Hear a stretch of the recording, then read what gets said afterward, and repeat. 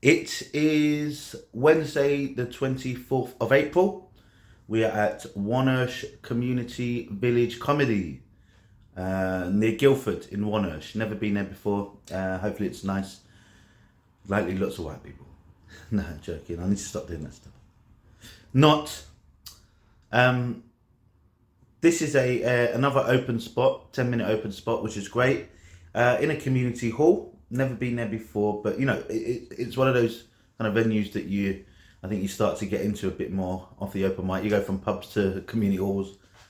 Uh, there's kind of like a mixture of different spots you do when you do open spots. I did one in Covent Garden in Inamo. I've been at a golf club. A couple other community halls, and then the only I guess actual club spots are just the gong shows yet. So I haven't got to that place quite yet.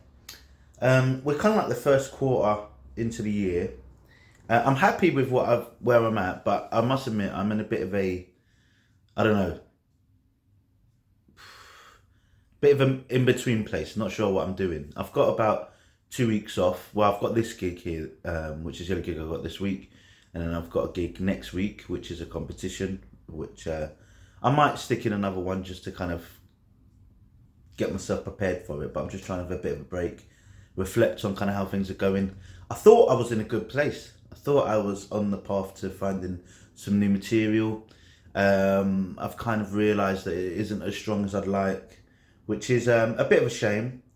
Bit of a shame. A bit of a shame. I'm also kind of just sort of a bit lost where I know it's only 4 months into the year and it's not very long, but it's also kind of like come around before I've even known it. So, I'm just feeling like I'm not sure kind of what to do next. I'm getting a few open spots here and there, still grinding the open mic. I've realised that some of the travelling I'm doing is a bit much for me, particularly where the juice isn't worth the squeeze in some occasions.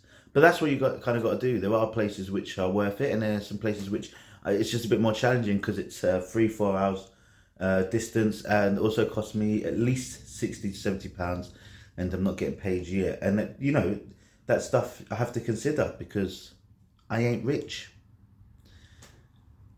So yeah, I don't really know what to do because also in May it doesn't look like there's a lot of spots up there for me yet. So I don't know. I saw this thing on the Comedy Collective where someone had asked this question about what is a comedy history? Why is people asking for that? And it's you don't really want to look in all the comments sometimes because certainly when a new gig comes out that says bring, and God forbid you get in the comments there, you got these grown adults just chatting shit non-stop. Do you know what I mean? Just let people do what they want to do.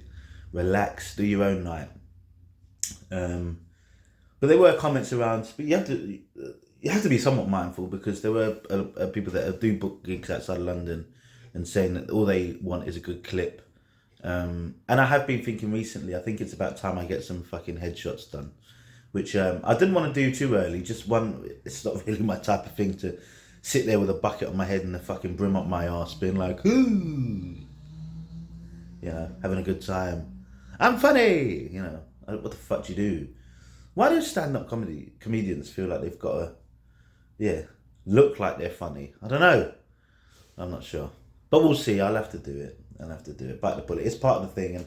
And to be fair, some people do get some really good ones.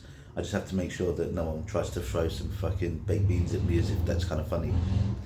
Anyway, I do think that not having a headshot does hinder you to a certain degree. There were 3 points that I saw. A headshot, a good clip, which I guess just having a good 5-minute clip isn't great anymore. I've got some okay 10s, but clearly it isn't good enough. So hopefully I'll be able to do a good job tonight and get myself a good 10-minute clip if I can. I've even bought a microphone, so hopefully that comes from Amazon today, which is going to help the quality. And then a social media presence, which isn't really my thing. I think that's probably the last thing I'm going to try to hold off on doing reels and stuff like that. I just haven't got the time, the capacity, the stamina, or the interest. Because I'm 36 years old, even though I'm wearing a hoodie with, I guess what is Cupid and acting like I am a child. This is a skater boy hoodie, so I really should shut the fuck up. But yeah, I don't know. We'll see about that. I think that it's important that I try to acquiesce to some degree because that's part of it, right? And I do want to do well. I do want to get spots, and I do just all I really want is the opportunity to showcase what I'm doing. You know, it's not really for any kind of level of prestige or anyone thinking I'm fucking wonderful for doing a 10 spot in a cafe below, you know, people just smoking weed. I just want, you know, decent minutes so I can do decent stuff, and that's really it, in front of some decent people. And I think I'm going to have that tonight. I'm looking forward to it. It's a bit of a journey, but I think this one will be worth it. But we'll see.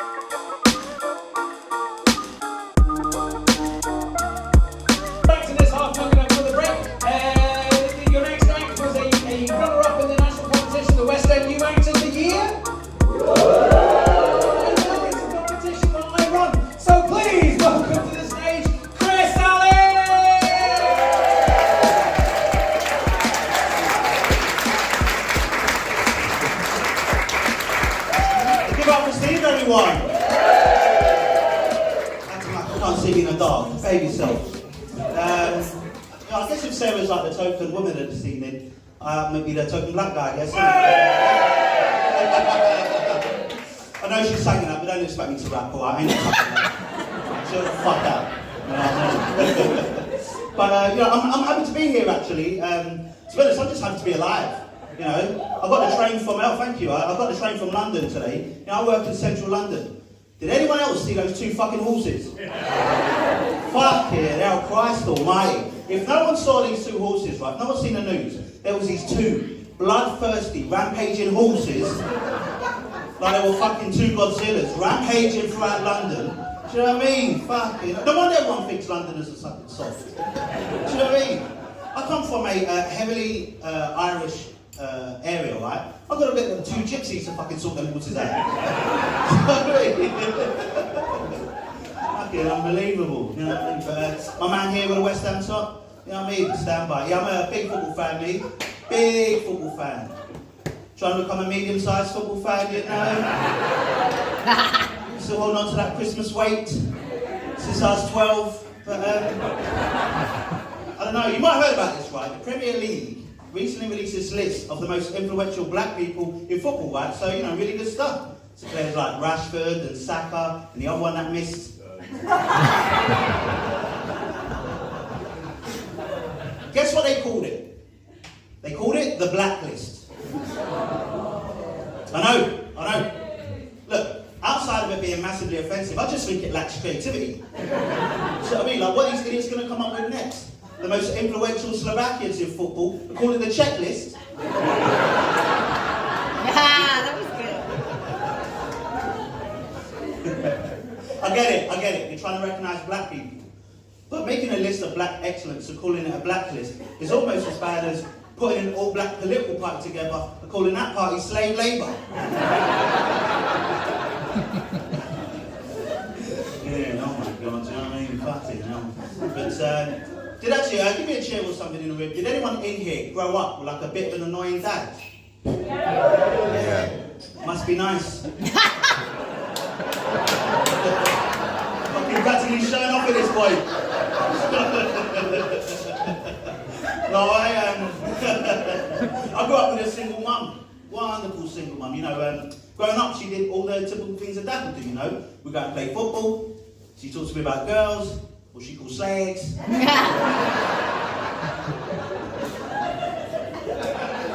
She even taught me how to shave.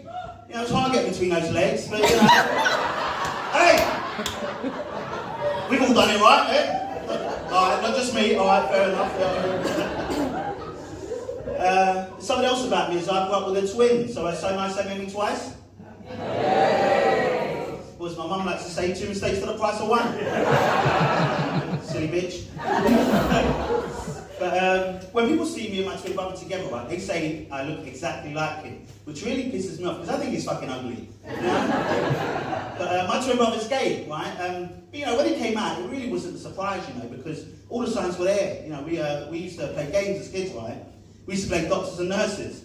You know, they gave me play out different characters in the hospital. Guess who my gay twin brother always wanted to be? No, Beyonce. Always the risk issue. You guys are lovely. But when my twin brother came out as gay, right, he came out when he was 18 years old, which was great, you know. He was telling friends and family. The only problem I have is I'm a big homophobe. Big homophobe. Trying to become a medium-sized homophobe, you know? No, of course, I'm not homophobe. I used to bath naked with a gay guy.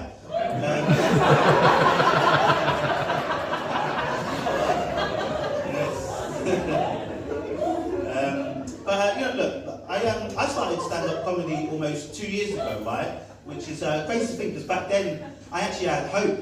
No, it's been going alright, you know, it's been going alright. It's been going pretty well. I've been getting some good feedback here and there. Obviously not here.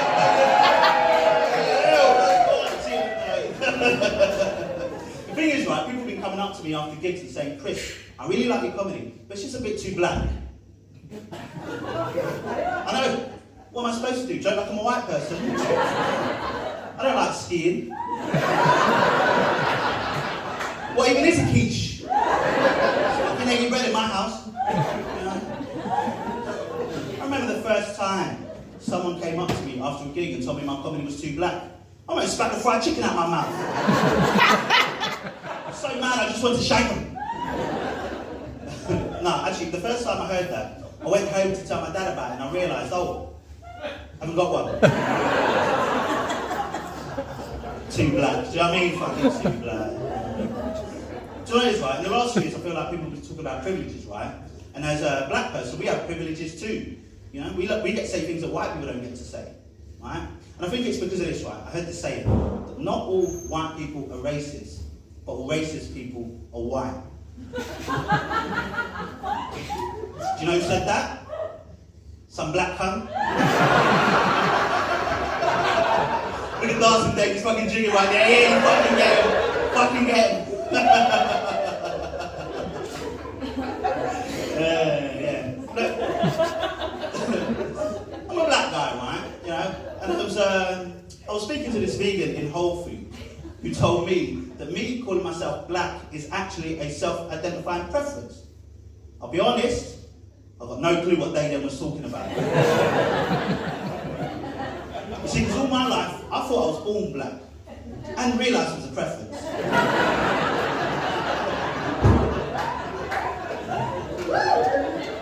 I mean, if it was a preference, I'd have one of those big black dicks, you know what I'm saying? Come on, baby.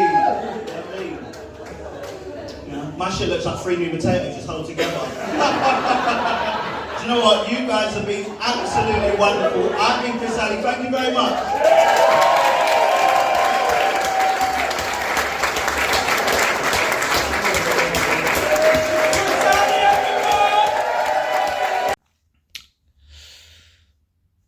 I know I look very, very different. This is like 2 days later. I've got my hair cut done. I'm going to get some headshots finally. So I need to look fresh to death. But yeah, this is like 2 days later. I ended up getting home quite late on Wednesday night. Thursday morning, I turned my alarm off instead of press snooze. So rushed to work. I was planning to do the little recap after that. And then I was just, I don't know, the whole day. Ended up getting my hair cut. Didn't get to have dinner till like 8:30, 9 o'clock. So we are here. Not that you are interested or makes any difference to you, because this is a few weeks later. I really needed that gig. Maybe that might be a little bit dramatic, but I just felt like, I don't know, obviously I've been battling with some of this new material for a little bit. I've had some really good moments in the first part of the year. I don't know, I just haven't had a big room. I feel like murdered pretty well. I went back to pretty much everything that's tried and tested. I tried the bit at the beginning where I was talking about the day's activities where these two horses around London was running through. I'm in an arm about it because I didn't really see any punchlines, but I swear to God, I'm not sure if I felt an audience be up for it more before a gig than this one. It was as friendly a crowd as almost as my showcase when I first did my comedy course. It was shocking, really. Um, and I just, I was in a bit of a weird place with it, so I was just like, you know, thinking, oh, they're up for it. You can say most things, but let's hope. I had 7 minutes, and I really made the most of it. I think really good reaction, good feedback. I changed the order around, and the biggest thing about it is actually I got the gig through someone who I'm know quite well now. Well, as well as you can know one, Steve McLean is a comic who's been around for a bit. He was just so complimentary. He's seen my growth basically from when I started 2 years ago, because he's done the Boogaloo, which is run by David Lewis. And he just said, just to see kind of where you've been to where you're at now, and to be able to handle a room of 100 people. I felt it. I'll be honest. I felt that I did well. When you do well. Let's be honest. When you don't do well. And it was just great, great to hear that. He was really encouraging. Thank you for putting me on the spot as well. He was really, really kind. Although fucking Comedy Collective's taking it down, where he put a post about me saying that book me for some pro gigs, which is just, I've out of all the kind of feedback that you would think that you'd get from doing stand-up comedy, something like that really does mean a lot. When you have someone that actually shows some enthusiasm towards what you're doing, pushes you forward and encourages you, it doesn't happen a lot. I certainly am of the mindset, just personally really, that I've never really had too many people that have pushed me in anything that I've done. There have been a number of people over the years since then, since like from when I was young, but I don't know, I have a bit of a chip on my shoulder on that. So when someone does show that kindness, I really, really appreciate it. And it's something that I try to do for people that are sort of less experienced than me. We had the headliner, Matt Price, who was excellent. And really, really kind with his time afterwards, in terms of, we took the train back together. We was talking loads. We was talking about comedy. He was just, sometimes, and no criticism, but sometimes people are kind of a bit standoffish or just in their own thing, in their own head. And I get it, it's just art form. Where this guy was obviously similar to me, quite chatty, likes talking about the craft. He was treating me like a peer, which was great. Telling me that he liked my stuff and that it was good, and the things I'm saying, it travelled really well. He says it will travel, and I'm starting to see that. I mean, I was in a fucking village in the middle of nowhere near Guildford, full of a lot of sort of Caucasians, very, very, very old. Some of them middle class apparently, Daily Mail readers. Someone had said, and they liked it. They not more than liked it. A lot of good stuff. It's just I don't know. It was a good day for me. It's good to know that my material still works. And I think I get a bit reckless sometimes, trying out new stuff, because I like it. I love it. I like the challenge, but it does come with its drawbacks, and it does allow for, I don't know, a little bit of unsureness. Whereas this set was just boom, boom, boom, boom, boom, all the good stuff that I've sort of practiced and prepared for the last 2 years. Just put in 7 minutes of just tidy, tight, good set, a proper set, if I could say so myself. But I just really enjoyed it. It's one gig in the middle of a break. My next gig is, you'll see on the next vlog, it'll be a competition, 5 minutes. I feel like going into that, I'm not very good at comps, but I can live off murder in front of 100+ people if I don't do well at this competition. So we'll see. I'm just happy to get a good one in the bank. And you know what we always say? Fresh to death. On to the next one.